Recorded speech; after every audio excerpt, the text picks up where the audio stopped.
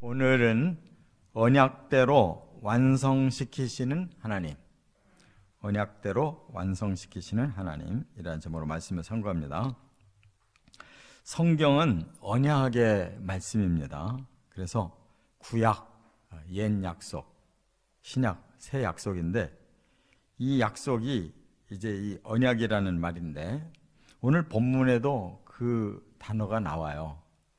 바로 15절에 보면 그의 명령을 땅에 보내시니 그랬는데 이 명령이라는 단어가 바로 그걸 의미하는 것입니다.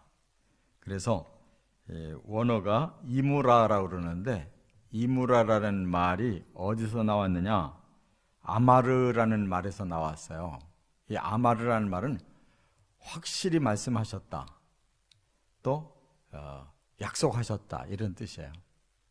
그러니까 하나님이 명령하셨다라는 지금 이 번역은 하나님이 우리에게 확실히 말씀 주신 거, 이게 바로 언약이라는 말이에요.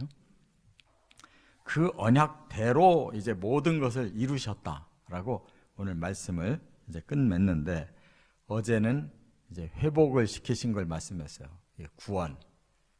이제 우리가 죄짓고 저주받고 타락한 상태에서 다시 죄 없는 상태, 처음 상태로 돌아왔어요. 이걸 회복이라고 그러고, 하나님이 본래 천지를 창조하실 때 계획하신 거, 창세기는 시작이고 요한계시록은 그 완성이에요. 그 창조도 계속 하나님께서 시작하셨을 때부터 완성하실 때까지를 하나님은 계획하시고 약속 주신 대로 이제 끌고 가시는 겁니다. 중간에 구원을 시켜서. 이것이 성경 전체의 스토리예요. 중간 토막은 구원을 시키는 과정이고 이제 마지막에 창조의 완성을 보여주시는 말씀이에요. 이렇게 이제 오늘 본문에 하나님은 언약대로 완성시키신다 하는 것인데, 세 가지로 완성을 설명했어요. 첫째는 10절과 11절에 보면 성도를 완성시키신다 하는 겁니다. 이제 하나님이 우리를 구원해서 천국의 백성을 삼으실 때 하나님이 보실 때 사람은 어떤 존재가 돼야 되느냐? 하나님이 원하시는 존재로 완성시킬 거예요. 여기 두 가지 중요한 단어를 쓰셨는데, 먼저 하나님이 기준을 두지 않는 것이 뭔가를 말씀하시고 바로 하나님의 기준을 그 다음 말씀했는데, 10절에 보면 여호와는 말의 힘이 세다 하여 기뻐하지 아니하시며 사람의 다리가 억세다 하여 기뻐하지 아니하시고 그랬어요. 이건 세상 기준이에요. 세상은 힘이 세면 최고예요. 그래서 그 당시에 전쟁을 일으키면 군대에 말을, 얼마나 튼튼한 말을 많이 가지고 있느냐가 바로 전쟁을 이기는 비결이었잖아요. 오늘날에는 바로 무기, 막 상대방을 파괴하고 죽이는 이 무기가 얼마나 세냐 가지고 기준을 삼잖아요. 그러니까 그 말, 군대의 그 말의 힘이 세다고 하나님이 기뻐하는 거 아니다. 또 사람의 다리가 억세다고, 사람의 그 힘과 무기가 강하다고 해서 기뻐하지 아니하신다. 그러니까 우리 사람들이 생각하는 거하고 정반대야, 하나님의 기준은. 그래서 천국 백성 어떤 사람일까? 여기 11절에 나와요. 여호와는 자기를 경외하는 자들과, 두 번째는 그의 인자하심을 바라는 자들을 기뻐하시는도다 그랬어요. 그러니까 경외라는 말은 뭐예요? 하나님을 제대로 깨닫고 하나님을 높이고 오직 하나님께 영광 돌리는 데 초점이 맞춰진 사람을 하나님이 원하신다는 거예요. 그 다음에 또 하나님께 바라는 건 뭐냐? 인자하심을 바란다는 거예요. 인자가 뭐예요? 헤세드라고 그랬죠? 우리를 불쌍히 여겨주시고 다 용서하시고 다 끌어안으시고 영원히 사랑해 주시는 거, 이게 인자라는 말인데, 우리 사람은 하나님의 사랑을 받아야 돼요. 그 사랑을 사모하고 하나님을 경외할 때 이 두 가지만 갖춰지면 하나님 만족하신단 말이에요. 할렐루야. 이것을 지금 우리가 점점 더 성숙하게 만들어가는 과정이에요. 근데 처음에 우리 예수 믿을 땐 다 자기 목적으로 예수 믿습니다. 아파서 나섰으면, 너무 가난해서 좀 돈 좀 벌고 복도 좀 받았으면, 자기 중심에서 시작하는데 점점 하나님을 알게 되면 하나님 경외가 목적이에요. 그래서 먹든지 마시든지 무엇을 하든지 다 하나님께 영광 돌리는데 뜻이 있다 그 말이에요. 이게 성숙한 과정이고, 그 다음에 사람은 사랑 없으면 못 살아요. 사랑하면 사람에게는 삶의 가치가 느껴지는데, 사람 간에도 사랑해야 되지만 무엇보다도 하나님의 사랑을 받아야 된단 말이에요. 그래서 우리는 부족한데 하나님이 모든 걸 다 끌어안고 끝까지 영원히 사랑해 주시는 그 사랑을 우리가 받을 때 우리도 사랑할 줄 아는 거예요. 이것이 천국인 줄 믿습니다. 바로 여기서부터 그런 걸 누리고 사는 거예요. 여기서는 뭐 하나님 경외할 마음이 없고 자기 중심으로 살고 세상 사랑하고 살다가 갑자기 천국 가는 거 아니라는 말이에요. 우리의 마음이 그렇게 연결어 가는 것이 바로 천국 백성의 삶인 것을 꼭 깨닫고 실천해 가시기를 바랍니다. 두 번째는 12절부터 14절에 하나님의 나라를 완성시키신다는 건데, 하나님의 나라를 여기 정확하게 이 두 단어를 사용하셨어요. 12절에 예루살렘아 여호와를 찬송할지어다, 시온아 내 하나님을 찬양할지어다. 구약에서 하나님이 임재하고자 하신 곳이 예루살렘이에요. 제가 어제도 말씀드렸지만 다윗이 여부스 족속들이 살던 곳을 정복시켰어요. 언제 여호수아가 가나안 땅에 이스라엘 백성들을 끌고 들어갔는데, 예루살렘이라는 거는 그때까지도 정복이 안 됐다니, 다윗 시대까지도. 그래서 드디어 다윗이 예루살렘을 정복하고 거기를 이제 수도로 삼은 거고, 하나님이 바로 거기에 성전을 허락하셔서 솔로몬이 예루살렘에 성전을 지었고, 그래서 하나님의 그 중심, 그 관심 있는 그 지명은 바로 예루살렘이었는데, 그 예루살렘까지도 멸망했잖아요, 바벨론에게. 그러나 하나님은 내가 새 예루살렘을 세우겠다, 이렇게 다시 언약하시고, 이제 요한계시록 21장 22장에 보면 새하늘과 새 땅에 뭘 세운다고 그랬어요? 새 예루살렘을 세운다고 그랬었잖아요. 그곳을 이제 구약에서 선지자들, 특히 시편에서 시온이라는 말로 대체해가지고, 왜냐하면 이 땅의 예루살렘이 망했기 때문에, 형편없이 타락했기 때문에 다른 단어를 사용했잖아요. 예루살렘의 한 봉우리인 시온을 하나님이 상징의 단어로 쓰기 시작하셨어요. 그래서 계속 내가 시온을 세우리라 계속 말씀한 거예요. 그 시온이라는 단어가 120여 차례가 나와요. 그게 다 많이 구약에 나오는 단어고, 요한계시록에도 딱 한 번 시온을 지명하셔요. 결국은 하나님의 나라는 어디냐? 새 예루살렘 성이고 시온이다 그 말이에요. 지금 그거를 한꺼번에 쓰고 있잖아요. 이렇게 한꺼번에 쓰는 단어가 드물어요. 예루살렘아 시온아 하나님 찬양하라. 왜? 완성됐으니까. 그럼 그 완성된 곳은 어떤 곳일까? 13절에 그가 내 빗장문을 견고히 하시고, 이 말은 뭐냐면 천국에 가기 전까지는 불완전한 세계에 살았잖아요. 그러니까 우리가 각각 집이 있으면 제일 중요한 게 뭐야? 빗장문 걸어 잠그는 게 제일 중요해. 문 열어놓고 사는 집 있어요? 못해요, 두려워서. 누가 와서 침범할지, 누가 내 거 도적할지, 이 험한 세상에 문 열어놓고 사는 집이 어딨냐? 그건 뭘 의미하느냐? 하나님이 천국의 문 빗장을 견고히 하신다는 말은 이제는 안전하다. 천국은 안전한 곳이에요. 더 이상은 사탄과 악이 침범치 못하는 곳이에요. 하나님과 사람들과 천사들만 영원히 거룩하고 이렇게 복되게 사는 곳이에요. 안전한 곳입니다. 믿으시기 바랍니다.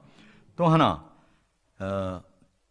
너의 자녀들에게 복을 주셨으며 그랬어요. 13절 하반절에. 하나님은 복이라는 단어를 인색하게 쓰지 않으셔요. 창세기부터 계속 복을 말씀하셔요. 끝까지. 복이라는 단어가 얼마나 많은지 몰라요. 근데 그 복을 사람은 꼭 물질적인 복으로만 자꾸 해석을 하기 때문에 문제가 되는 거예요. 하나님의 복은 세 가지 복이에요. 영적인 복, 또 마음의 복, 그리고 육적으로 필요한 것을 채워주시는 복이에요. 천국은 영혼만 둥둥 떠 있는 게 아니라고. 천국은 우리의 영도 완전해지고 혼도 완전해지고 몸도 완전해지도록 만물이 다 완성되는 거예요.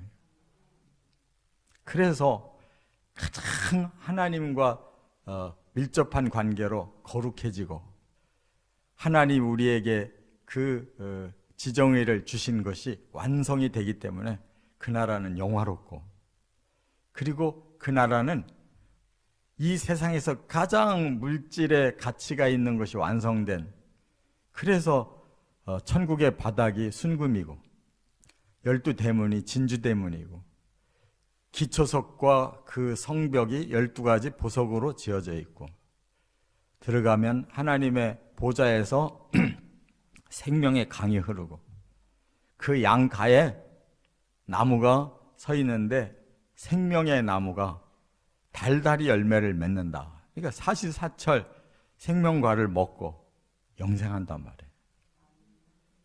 이렇게 사람의 조건에 100% 맞게 천국을 지으셨지 영혼만 둥둥 떠 있는 곳이 아니고 이 세계가 완성되는 곳이에요. 꼭 믿으시 바랍니다.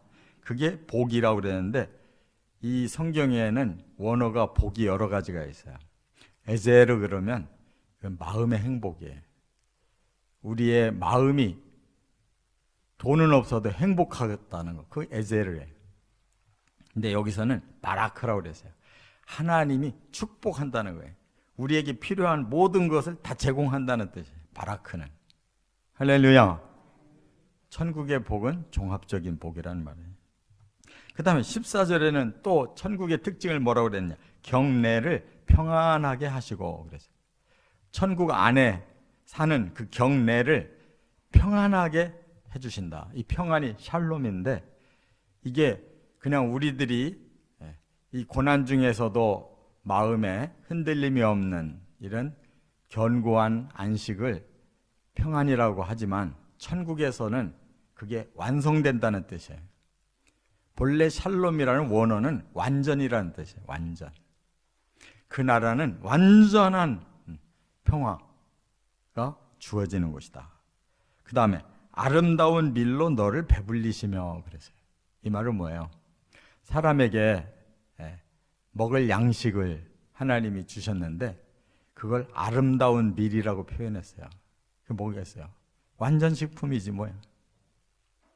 이 땅에서는 좋다고 해서 돈 더 주고 사서 먹는데 그 사람들이 그냥 악하고 거짓말하고 자기만 이익 챙기면 끝이라 겉으로 아름답지 속은 전부 사람을 죽이는 독성이 얼마나 많아요. 근데 천국은 그야말로 사람을 위해서 가장 좋은 물질로 제공하시는 아름다운 밀을 우리에게 양식으로 배부르게 주신다 그랬어요. 얼마나 행복하겠어요. 바로 그 새 예루살렘 시온의 완성에 우리가 꼭 참여하시길 바랍니다. 끝으로 가장 중요한 결론이 있어요. 15절부터 20절에 말씀으로 완성하신다 그랬어요. 하나님은 말씀으로 천지를 창조하셨고 말씀으로 천지를 완성하시는 거예요. 이게 성경의 비밀이에요. 그것을 예수님에게도 똑같이 말씀했어요. 요한복음 1장에 보면 태초에 말씀이 계셨다. 그 말씀이 하나님과 함께 계셨는데 그분이 곧 하나님이시다. 말씀이 육신이 돼서 오셔서 사람들에게 생명의 빛을 비췄다.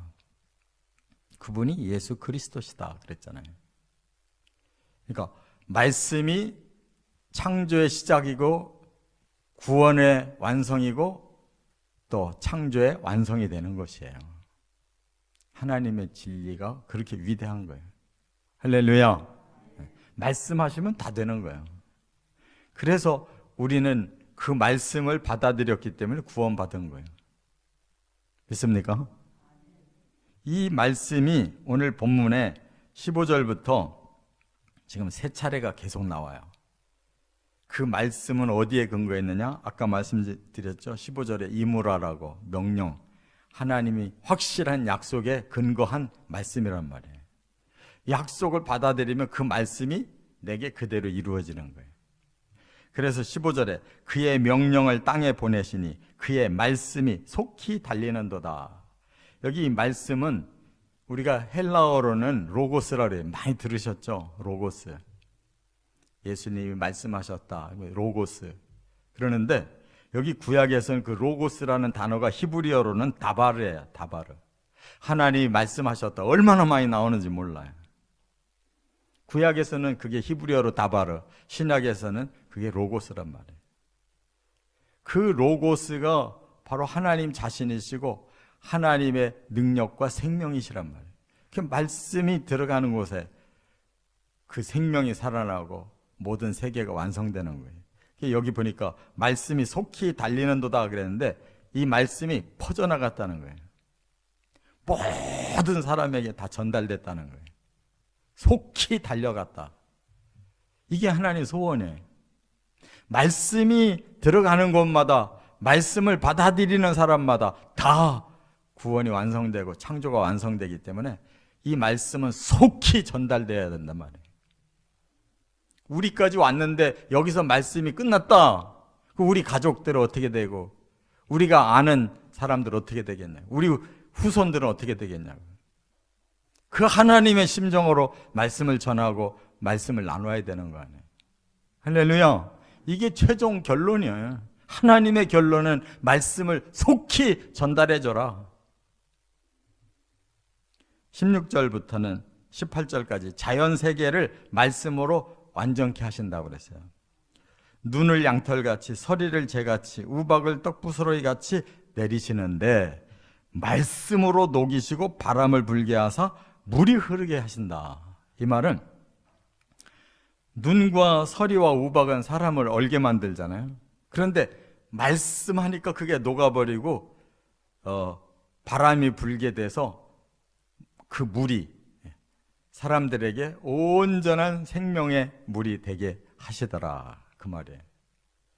그러니까 말씀으로 이렇게 모든 것을 완성시키신다는 거예요. 이게 바로 자연세계를 말씀한 거라면 19절 20절에는 이제 사람에게 주신 말씀이에요. 근데 그 말씀을 이스라엘을 통해 주셨다는 거예요. 이스라엘 통해 말씀을 야곱에게 보이시고 또 이스라엘에게 보이시고 어떤 민족에게도 주지 않았다. 이렇게 말씀했어요.